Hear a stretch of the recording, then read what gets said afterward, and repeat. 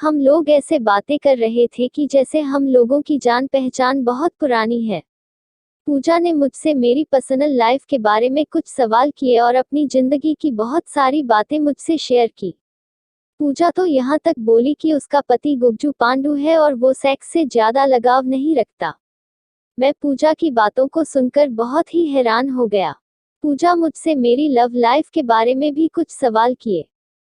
मैंने पूजा से बोला, मैं सेक्स और औरतों को बहुत पसंद करता हूँ। मैं तो सेक्स का पुजारी हूँ।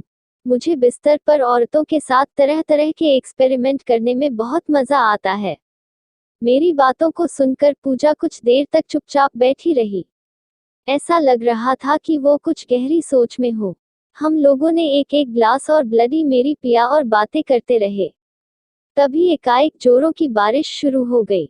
स्विमिंग पूल के आसपास कोई सर छुपाने की जगह नहीं थी और इसलिए हम दोनों कमरे की तरफ भागे। कमरे तक पहुंचते पहुंचते पूजा बुरी तरफ से भीग गई और उसकी गोल गोल चिड़िया भीगे टॉप के ऊपर से ही साफ साफ दिखने लगी। मैंने आंखें फाड़ फाड़ कर देखा कि पूजा की गोल गोल और तनी हुई चिड़िया उसकी लाल रंग की ब्रा में कैद देख रही थी। मैं जितना पूजा की चिड़िया को देख रहा था, वैसे वैसे मेरा औजार खड़ा हो रहा था और मुझे ऐसा लग रहा था कि मेरा औजार भी बाहर निकलकर पूजा की सुंदरता को सलाम करना चाह रहा हो।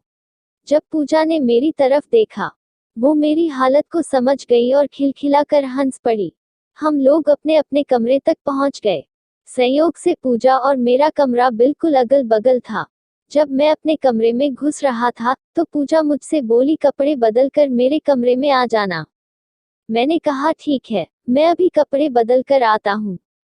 लेकिन हो सकता है आपके साथ अकेले कमरे में होने से मैं अपने आप को रोक नहीं पाऊंगा।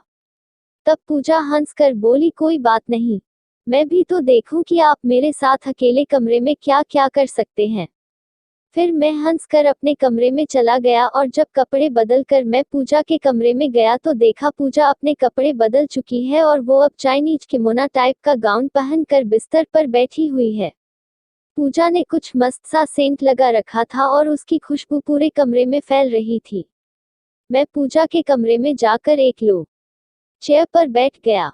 तब पूजा अपनी जगह से उठकर मेरे पास आए और मेरे घुटनों पर बैठ गई और उसने अपने हाथों को उठाकर मेरे गले में डाल दिया। वो मुझसे बोलने लगी, ओह माय डियर, ये तो बहुत ही अच्छा हुआ कि आज इस समय तुम मेरे साथ हो और हम दोनों के दिल में जो भी आए, हम कर सकते हैं। इस समय हमें कोई रोकने वाला नहीं है। इतना कहकर पूजा ने मुझे चूम लिया। मैंने भी पूजा को अपनी बाहों में भरते हुए उसको चूम लिया और धीरे से पूछा, मेरे प्यारी पूजा, हम लोग अभी क्या करने वाले हैं? पूजा फिर से मुझको चूमते हुए मेरी आंखों में आंखें डालकर बोली, हम लोग अब कुछ शरारत करने वाले हैं।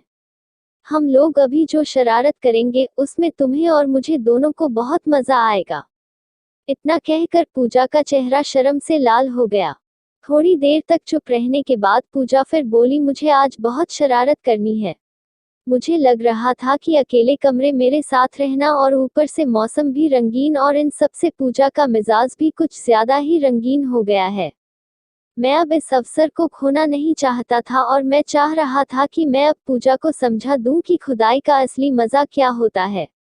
मैं अब पूजा से बोला, डार्लिंग पूजा, लगता है कि अब हम लोगों को ज्यादा वक्त बर्बाद नहीं करना चाहिए। मैं अब तुमको तब तक नहीं छोड़ूंगा जब तक ना तुम मेरे लव जूस का आखिरी कतरा निचोड़ ना लो। अब तुम्हें शरारती होने का पूरा मौका मिलेगा। पूजा मेरी बातों को सुनकर बेहद खुश हो गई और मुझको अपने बाहों में भरकर मुझे 3-4 चुंबन मेरे होंठों में दे दिए।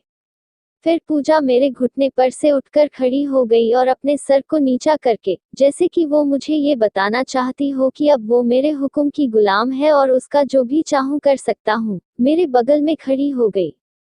तब पूजा की देखा देखी मैं भी अपने सीट पर से उठकर खड़ा हो गया और उसके सामने अपने बदन से अपना गाउन उतार कर पूजा के सामने बिल्कुल ऐसे खड़ा हो गया। अब तक मेरा औजार आधा खड़ा हो गया था और धीरे धीरे झूल रहा था।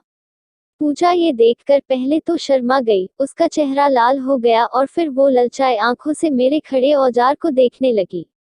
अब तक मेरा औजार पूजा की आंखों के सामने धीरे धीरे और खड़ा होकर काफी सख्त हो गया था। मैंने अपना हाथ बढ़ाकर पूजा की कमर में डाल दिया और उसे खींचकर कमरे में लगी हुई ड्रेसिंग टेबल के सामने ले गया। मैं पूजा से बोला, देखो तो सही, हम लोग कैसे लग रहे हैं।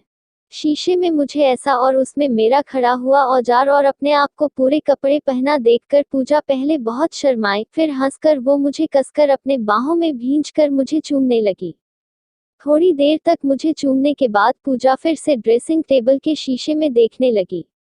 मैं अपना हाथ बढ़ाकर उसकी चूड़ियां से खेलने लगा और वो भी अपने हाथों को बढ़ाकर मेरे औजार को पकड़कर सहलाने लगी। अब मैं पूजा को अपने बाहों में भरकर उसके कान में बोला, डार्लिंग, अब मुझे तुम्हारे कपड़े उतारने हैं। उसने मुझे चूमते हुए अपनी मौन स्वीकृति दे दी। फिर मैंने पूजा की औजार से चिड़िया लाल कर दिया। पूजा खुश हो गई थी।